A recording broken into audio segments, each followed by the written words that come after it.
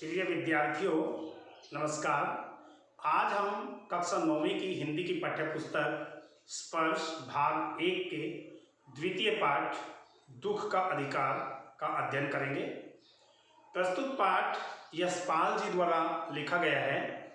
तो यशपाल जी का जन्म सन 1903 में फिरोजपुर छावनी में हुआ था। उन्होंने वहाँ स्थानीय तौर पर अपनी प्रारंभिक शिक्षा पाई और उसके बाद उच्च शिक्षा के लिए वो लाहौर चले गए। उन दिनों भारतीय स्वतंत्रता संग्राम एकदम जोरों पर था, तो स्वाभाविक है कि हर युवा उसमें हिस्सा ले रहा था। तो यशपाल जी ने भी भारतीय स्वतंत्रता संग्राम में बढ़ चढ़ कर हिस्सा लिया और सरदार भगत सिंह के साथ काफ़ी आंदोलनों में शिरकत की। ये बहुत ही अच्छे लेखक हुए हैं। इन्होंने कहानियाँ बहुत ही सुंदर लिखी हैं।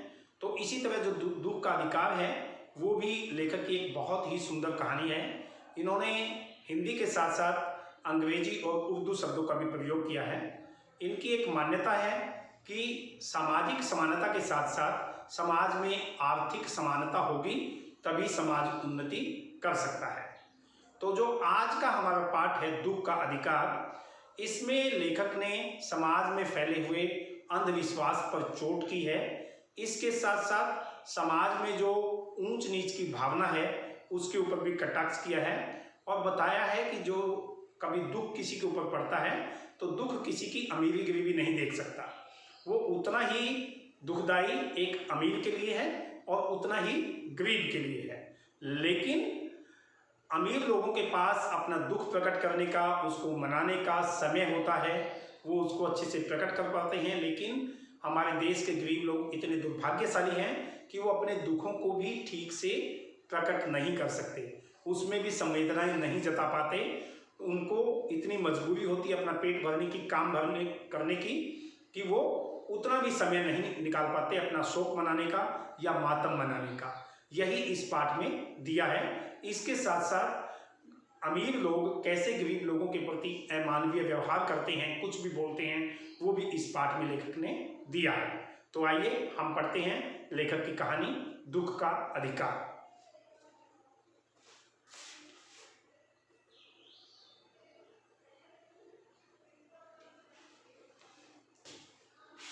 दुख का अधिकार। मनुष्यों की पोशाकें उन्हें विभिन्न श्रेणियों में बांट देती हैं।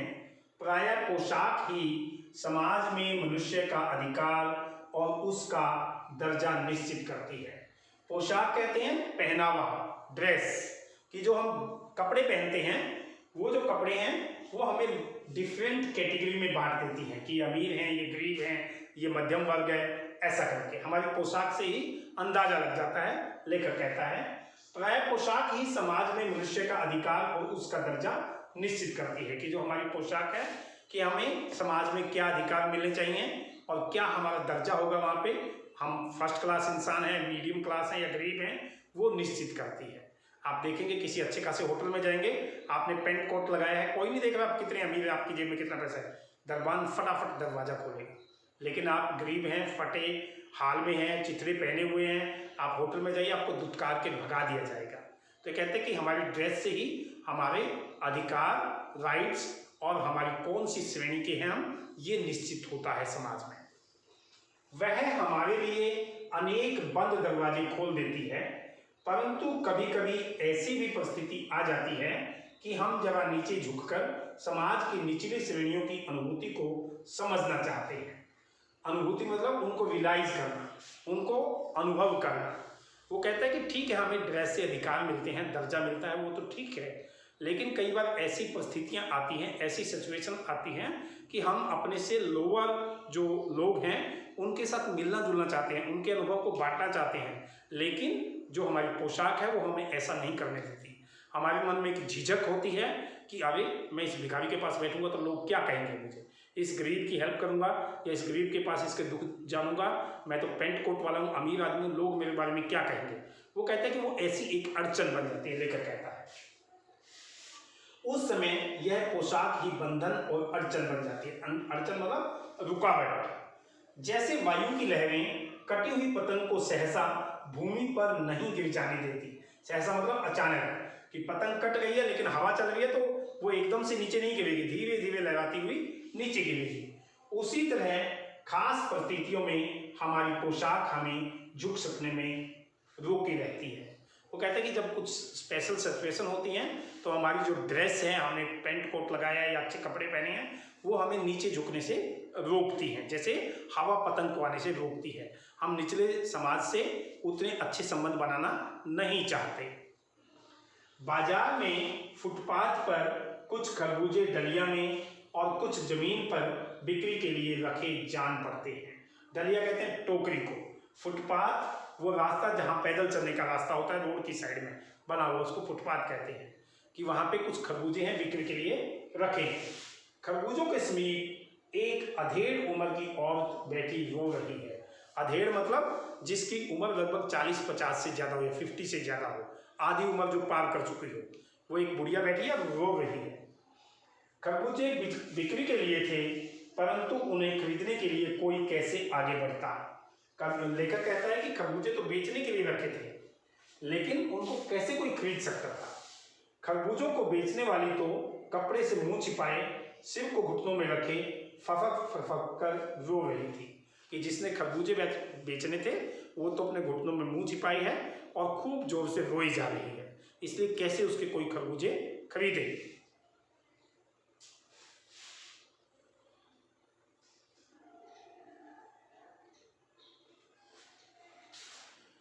पड़ोस की दुकानों के तख्तों पर बैठे या बाजार में खड़े लोग घृणा से उस स्त्री के संबंध में बात कर रहे थे। कि जो पास की दुकानें थी उनके बाहर जो तख्ते लगे थे, तख्ते मतलब लकड़ी के फट्टे, उस पर बैठे हुए जो लोग थे या कुछ लोग बाजार में जो खड़े थे, वो ईर्ष्या के साथ, घृणा के साथ, एकदम से उनके मन में ग्लानि थी उस औरत के प्रति, कुछ बातें कर रहे थे। क्या बातें कर रहे थे लेखक बताता है। उस स्त्री का रोना देखकर मन में एक व्यथा सी उठी। वो कहता है कि जब मैंने उसको रोते हुए देखा तो मेरे मन में व्यथा उठी, दुख हुआ मेरे मन में। पर उसके रोने का कारण जानने का उपाय क्या था, कि कैसे मैं उसके रोने का कारण जान सकता था, कैसे जानूं। फुटपाथ पर उसके समीप बैठ सकने में मेरी पोशाक ही व्यवधान बन खड़ी हो गई। पोशाक मतलब ड्रेस, कपड़े, व्यवधान मतलब बाधा, कि मैं कैसे फुटपाथ पर बैठकर उसके दुख को जानूं, क्योंकि मैं तो वेल ड्रेस्ड हूँ, वो मैली कुचैली बैठी है, फटे कपड़ों में बैठी है, तो मेरी जो ड्रेस थी, मेरी जो पोशाक थी, वो बाधा बन गई। मतलब मैं उस पोशाक में उसके पास बैठना नहीं चाह रहा था कि बाजार वाले लोग क्या कहेंगे, समाज वाले लोग क्या कहेंगे, ये कहता है लेखक। एक आदमी ने घृणा से एक तरफ थूकते हुए कहा, क्या जमाना है, जवान लड़कियों को मरे पूरा दिन नहीं बीता और यह बेहया दुकान लगा के बैठी है। एक आदमी घृणा से, गलाने से उसको कह रहा है थूकते हुए कि कैसा जमाना आ गया, इसके लड़के को भी मरे हुए सिर्फ एक दिन हुआ है और ये बेहया मतलब होता है बेशर्म, कि ये बेशर्म दुकान खोल करके बैठ गई है। मतलब लोग कमेंट कर रहे हैं टाइप के, लोगों को नहीं पता उसकी मजबूरी क्या है, क्यों उसने दुकान खोली है, ये नहीं पता लोगों को, लेकिन लोगों को तो लगता है कि उसको आज दुकान नहीं खोलनी चाहिए क्योंकि उसका आज या कल ही बेटा मरा है, ज़्यादा समय नहीं हुआ है। दूसरे साहब अपनी दाढ़ी खुजाते हुए कह रहे थे, अरे जैसी नीयत होती है अल्लाह भी वैसी ही बरकत देता है। नीयत मतलब हमारी सोच, कि हम कैसा सोचते हैं, कैसा रहते हैं, ठीक है। अल्लाह मतलब भगवान का एक वर्ड है। बरकत मतलब उतना ही लाभ देना, मुनाफा देना, फायदा देना, कि हमारी जैसी सोच होती है वैसा ही भगवान हमें फायदा देता है। जिसकी जैसी सोच वैसा मिलता है, इसकी ऐसी सोच है इसको ऐसा ही मिला। एक तरह से उसके पे कटाक्ष या तंज कसे जा रही हैं। सामने के फुटपाथ पर खड़े एक आदमी ने दिया सलाई की तीली से कान खुजाते हुए कहा, मतलब वो एक्टिंग भी लेखक ने अपनी पाठ में अच्छे से दी है कि कौन कैसे क्या कर रहा है। अरे इन लोगों का क्या है, ये कमीने लोग रोटी के टुकड़े पर जान दे देते हैं। कि ये तो इतने कमीने और घटिया लोग हैं, एक रोटी के लिए अपनी जान दे देंगे, एक दूसरे से लड़ने झगड़ने लगेंगे। इनके लिए बेटा बेटी, खसम लुगाई, धर्म ईमान सब रोटी का टुकड़ा है। इनके लिए कोई इंपॉर्टेंस बेटा बेटी की नहीं है। खसम लुगाई, खसम कहते हैं पति को, लुगाई कहते हैं पत्नी को, धर्म समझते हैं, ईमान मतलब धर्म के प्रति सच्चाई, या अपने जीवन जीने के प्रति सच्चाई कि सब रोटी का टुकड़ा है, कि रोटी के टुकड़े के लिए अपने धर्म को भी बेच देते हैं, ईमान को बेच देते हैं, बेटा बेटी पति पत्नी सबको बेच देते हैं ये लोग, इनके लिए कोई कीमत नहीं है। मतलब ऐसे लोग उनके ऊपर तंज कस रहे हैं। परचून की दुकान पर बैठे लाला जी ने कहा, परचून कहते हैं गल्ला की दुकान जिसमें खाने पीने का सामान मिले, आटा दाल चावल ये सब चीजें। अरे भाई, उनके लिए मरे जिए का कोई मतलब नहीं है, पर दूसरे के धर्म ईमान का तो ख्याल करना चाहिए। जवान बेटे के मरने पर 13 दिन का सूतक होता है। वो कहता है कि इनको ठीक अपने धर्म ईमान की चिंता नहीं है, लेकिन समाज के दूसरे लोगों की तो चिंता करो। जब किसी के घर में कोई डेथ होती है, कोई मरता है, तो कहता है कि उसके घर में 13 दिन तक सूतक कहते हैं, मतलब उस घर को अपवित्र माना जाता है उतने दिनों तक। जब किसी के यहाँ नया बच्चा पैदा हुआ हो या किसी की डेथ हुई हो, कोई उनके घर की चीज़ों को नहीं खाना चाहता, कोई उनको नहीं छूना चाहता, उसको सूतक कहते हैं। ठीक है। और वह यहाँ सड़क पर बाजार में आकर खरबूजे बेचने बैठ गई है। वो कहती है कि उसका बेटा भी मरा है, उसके घर में 13 दिन का सूतक है, लेकिन ये तो बाजार में बैठ गई खरबूजे बेचने। 1000 आदमी आते जाते हैं, कोई क्या जानता है कि इसके घर में सूतक है। कि बाजार में तो बहुत सारे लोग आते हैं, किसको पता कि इसके घर में कोई घटना घटी है। कोई इसके खरबूजे खा ले तो उसका ईमान धर्म कैसे रहेगा। क्या अंधेर है कि बिल्कुल इस औरत ने अंधेर मचा के रखा है। कोई अनजान में इसके खरबूजे खा लेगा तो उसको तो सूतक लग जाएगा, उसका तो धर्म ईमान चला जाएगा। सेठ ऐसी बातें बोल रहा है। आगे देखिए,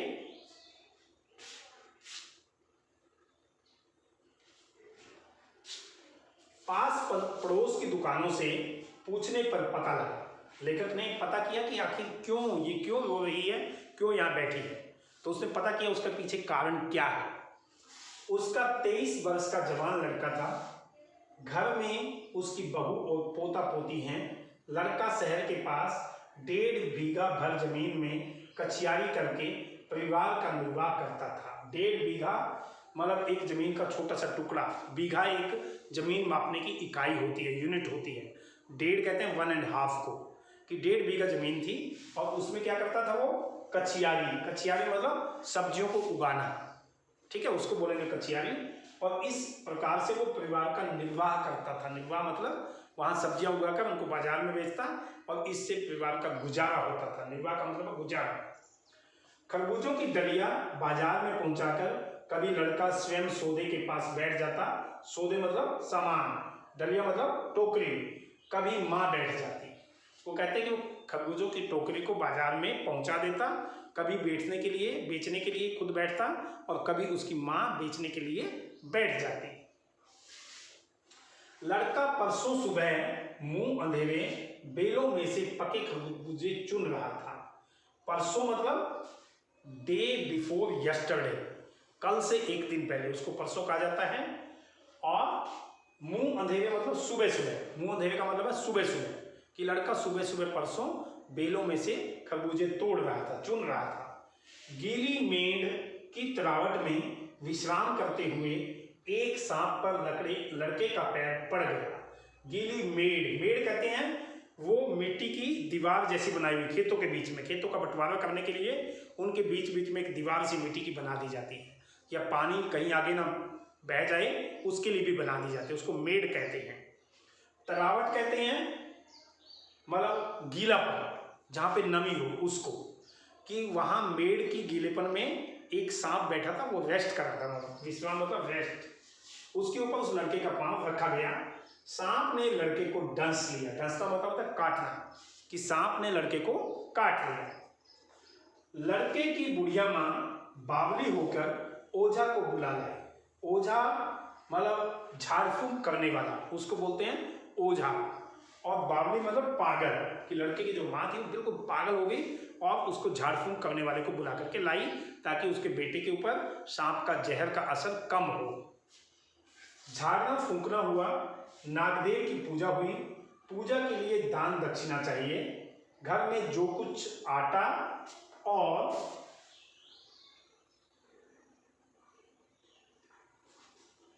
अनाज था दान दक्षिणा में उठ गया, कि घर में जो कुछ भी था खाने पीने का सामान वो दान दक्षिणा में उठ गया, मतलब चला गया, दान दक्षिणा देनी पड़ी। माँ, बहू और बच्चे भगवाना से लिपट लिपट कर रोए। भगवाना उसके बुढ़िया के बेटे का नाम था कि वो सब उससे लिपट करके रोए, पर भगवाना जो एक दफे चुप हुआ तो फिर नहीं बोला। एक दफे, दफा मतलब एक बार, कि भगवाना जो एक बार चुप हो गया फिर से नहीं बोला, अर्थात उसका देहांत हो गया, उसकी डेथ हो गई। सर्प के विष से उसका सब बदन काला पड़ गया। सर्प कहते हैं सांप को, विष कहते हैं जहर को, बदन कहते हैं शरीर को, कि सांप के जहर से उसका पूरा शरीर काला पड़ गया था। जिंदा आदमी नंगा भी रह सकता है, परंतु मुर्दे को नंगा कैसे विदा किया जा सकता है। वो कहते हैं कि हमारा समाज देखिए कैसा समाज है, हम जिंदा हैं, भले ही हमारे बच्चे नंग धड़ंग घूमते हैं, लेकिन जिसकी डेथ हो गई, मर गया, उसको नंगा इस संसार से विदा नहीं कर सकते। विदा करना मतलब अंतिम संस्कार करना। उसको कफन चाहिए, उसको ढकने के लिए कपड़ा चाहिए। देखिए समाज की कैसी अजीब परंपराएं हैं। लेखक यहाँ पे व्यंग करता है, कटाक्ष करता है। मुर्दा मतलब डेड बॉडी, विदा करना यानी उसको यहाँ से भेजना, यानी उसका दाह संस्कार करना। उसके लिए तो बजाज की दुकान से नया कपड़ा लाना ही होगा। बजाज वहाँ का कोई कपड़े का दुकान का मालिक होगा कि वहाँ से नया कपड़ा लाना ही पड़ेगा उस डेड बॉडी के लिए, दाह संस्कार के लिए, ढकने के लिए, चाहे उसके लिए माँ के हाथों की छन्नी ककना ही क्यों ना बिक जाए। छन्नी ककना हाथों में पहनने के लिए गहने होते हैं, आभूषण, छोटे छोटे आभूषण, उनको छन्नी ककना बोला जाता है। कि भले ही वो आभूषण या गहने ऑर्नामेंट्स बेचने पड़े, लेकिन उसके लिए कफन तो लाना ही पड़ेगा। ऐसी समाज की रीत है। भगवाना परलोक चला गया। परलोक मतलब स्वर्गलोक। घर में जो कुछ चूनी भूसी थी, चूनी भूसी मतलब खाने की चीजें, सो उसे विदा करने में चली गई। घर में जो खाने पीने की चीजें थी उसके दाह संस्कार करने के लिए पूजा पाठ में देनी पड़ी। बाप नहीं रहा तो क्या, लड़के सुबह उठते ही भूख से बिलबिलाने लगे। उनके पिता की डेथ हो गई तो क्या हुआ, जो बच्चे थे उनको तो भूख लगी तो उन्होंने खाने के लिए मांगा, सुबह सुबह रोने लगे खाने के लिए। दादी ने उन्हें खाने के लिए खरबूजे दे दिए, लेकिन बहू को क्या देती, कि बच्चों को तो खरबूजे खिलाने के लिए दे दिए, लेकिन क्या बहू को भी खरबूजा दे देती वो खाने के लिए? नहीं। बहू का बदन बुखार से तवे की तरह तप रहा था। बदन मतलब शरीर, बुखार मतलब उसको टेम्परेचर हुआ था, तवा आप समझते ही, उस तपना मतलब गर्म हो, कि बहू बुखार में एकदम गर्म थी, उसकी पूरी बॉडी, पूरा शरीर, कहने का मतलब। अब बेटे के बिना बुढ़िया को दुवन्नी चवन्नी भी कौन उधार देता। दुवन्नी चवन्नी पुराने रुपयों के नाम हैं, आना जिसको बोलते थे। दुवन्नी मतलब 2 आना, चवन्नी मतलब 4 आना। आना पुरानी करेंसी का नाम है। कि जब उसका बेटा नहीं रहा तो बुढ़िया को उधार कौन देने लगा, कहने का ये मतलब है, कौन उसको पैसे देने लगा। बुढ़िया रोते रोते और आंखें पोंछते पोंछते भगवाना के बटोरे हुए खरबूजे डलिया में समेटकर बाजार की ओर चली। और चारा भी क्या था कि उसने क्या किया, रो तो रही थी, अपनी आंखें पोंछी, और जो भगवाना उसके बेटे ने बटोरे थे, बटोरे मतलब इकट्ठे किए थे खरबूजे, उनको समेटा, इकट्ठा किया और डलिया में, टोकरी में डाला, बाजार की ओर चली गई। और चारा भी क्या था, चारा मतलब उपाय, कि उसके पास इसके अलावा क्या उपाय था कि वो बेटे के तोड़े हुए खरबूजों को डलिया में डाले और बाजार में बेच करके आए। उसके पास और कोई उपाय नहीं था इस समस्या से जूझने का, जो उसकी बेटी मतलब बच्चे, बेटा और बेटी वो भूखे थे और बहू का इलाज करवाना था बुखार के लिए, तो पैसे कहाँ से आएंगे, खरबूजों को बेच कर आएंगे, इसलिए वो चली गई बाजार में। बुढ़िया खरबूजे बेचने का साहस करके आई थी, वो हिम्मत करके आई थी। घर में इतनी देहांत हो गया, सूतकता घर में, फिर भी वो हिम्मत करके आए, परंतु सिर पर चादर लपेटे, सिर को घुटनों में टिकाए हुए फफक फफक कर रो रही थी। कि वो हिम्मत करके बाजार में आ तो गई, लेकिन उसको ये चीजें बेचने की हिम्मत नहीं पड़ रही थी।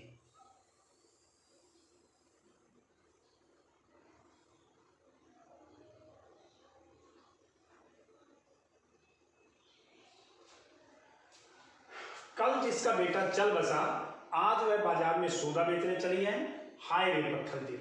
सौदा मतलब सामान, कि जिसके बेटे की कल डेथ हुई है और आज वो बाजार में सामान बेचने आई, तो उसके लिए कितना बड़ा पत्थर दिल चाहिए, कितना बड़ा कठोर दिल चाहिए, कि मानना पड़ेगा भगवान की नियति भी, कि कैसा कठोर दिल करके उसको आना पड़ा बेचारी को, जबकि वो मजबूरी में आई है, उसकी मजबूरी है बच्चों को खाना खिलाना और बहू का इलाज करवाना, उसके पास और कोई उपाय नहीं है। उस पुत्र वियोगिनी के दुख का अंदाजा लगाने के लिए पिछले साल अपने पड़ोस में पुत्र की मृत्यु से दुखी माता की बात सोचने लगा।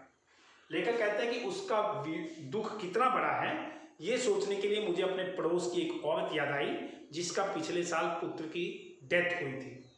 पुत्र वियोगिनी कि जो पुत्र के वियोग में पागल है, वियोग होता है बिछुड़ना, जिसका बेटा उससे दूर चला गया है, ऐसी माँ उसको हम पुत्र वियोगिनी कहेंगे। कि उसके दुख का मैंने आइडिया लेने के लिए, अंदाजा लगाने के लिए, तो मुझे अपने पड़ोस की एक माता की ध्यान आई जिसके बेटे की पिछले साल डेथ हुई थी। वह संभ्रांत महिला पुत्र की मृत्यु के बाद 2.5 मास तक पलंग से उठ नहीं सकी थी। कि वो जो सभ्य महिला थी, संभ्रांत मतलब सभ्य या अच्छे खानदान की, कि जब उसके बेटे की डेथ हुई तो 2.5 महीने तक वो पलंग पे पड़ी रही, दुख में, शोक में, कि वो वहां से उठ नहीं पाई। ठीक है। उन्हें 15-15 मिनट बाद पुत्र वियोग से मूर्छा आ जाती थी। मूर्छा आना मतलब बेहोश होना, कि वो हर 15 मिनट बाद बेहोश हो जाती थी। ठीक है। और मूर्छा न आने की अवस्था में आंखों से आंसू न रुक सकते थे, और यदि बेहोश नहीं होती तो लगातार आंसू उसकी आंखों से टपकते रहते थे। 2 डॉक्टर हरदम सिरहाने बैठे रहते थे। हरदम मतलब हमेशा, हरदम सिर पर बर्फ रखी जाती थी, कि उसके सिर के ऊपर बर्फ की पट्टी हमेशा रखी जाती थी।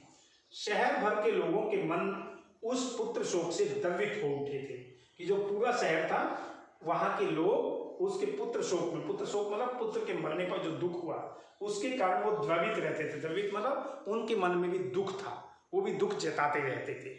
तो लेखक को याद आया वो माँ जिसका पिछले साल बेटा की डेथ हुई, 2.5 महीने तक बेड से उठ नहीं पाई, लगातार रोती रहती थी, बेहोश हो जाती थी, पूरा शहर शोक मनाता था। और एक ये माँ है जिसका कल बेटे की डेथ हुई है, लेकिन मजबूरी में आज वो बाजार में सामान बेचने आ गई है। उसके पास शोक मनाने का भी समय नहीं है, उसके पास इतना भी पैसा नहीं है कि वो 13 दिन तक आराम से बच्चों को घर में खाना खिला सके।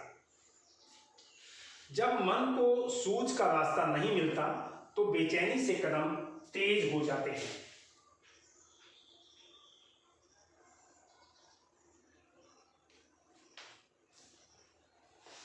उसी हालत में नाक ऊपर उठाए राह चलतों से ठोकरे खाता मैं चला जा रहा था, सोच रहा था।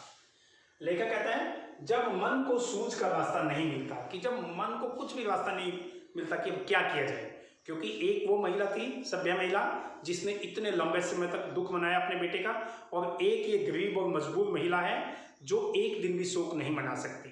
ठीक है। तो लेखक को कुछ भी नहीं सूझ रहा था वो क्या करे, उसकी सहायता कर पाए या ना कर पाए, उसके लिए क्या बोले। इसलिए उसने अपना मुंह ऊपर उठाया और राह चलतों से ठोकरे खाता मैं चला जा रहा था और सोच रहा था कि मेरा दिमाग कुछ सोचने में व्यस्त था, इसलिए चलते चलते लोगों से मेरी ठोकरें लग रही थी। लेखक कहता है क्या सोच रहा था, शोक करने, गम मनाने के लिए भी सहूलियत चाहिए, कि हमें शोक मनाने के लिए या गम मतलब दुख मनाने के लिए सहूलियत हमारे पास होनी चाहिए, फैसिलिटीज होनी चाहिए, तभी हम दुख मना सकते हैं। और दुखी होने का भी एक अधिकार होता है। वो कहते हैं कि हमें दुखी होने का भी एक राइट्स है, हमारे पास अधिकार है। किसके पास है? अमीर लोगों के पास, जिनके पास सुख सुविधा है।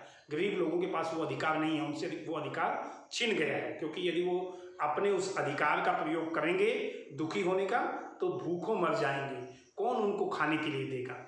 तो यही लेखक ने इस पाठ में कहा है कि हमें यदि गम मनाना है, शोक व्यक्त करना है, तो हमारे पास फैसिलिटीज होनी चाहिए। यदि फैसिलिटीज नहीं है तो हमें दुख मनाने का कोई अधिकार नहीं है।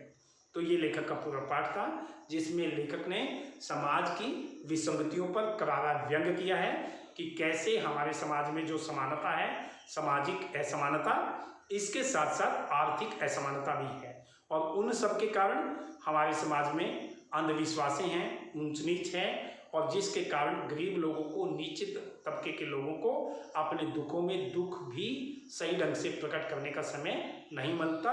मजबूरीवश वो अपने दुखों को पूरी तरीके से नहीं मना पाते, शोक में भी उनको काम करना पड़ता है। तो ये पूरा पाठ था। आशा है आपको पसंद आएगा। धन्यवाद।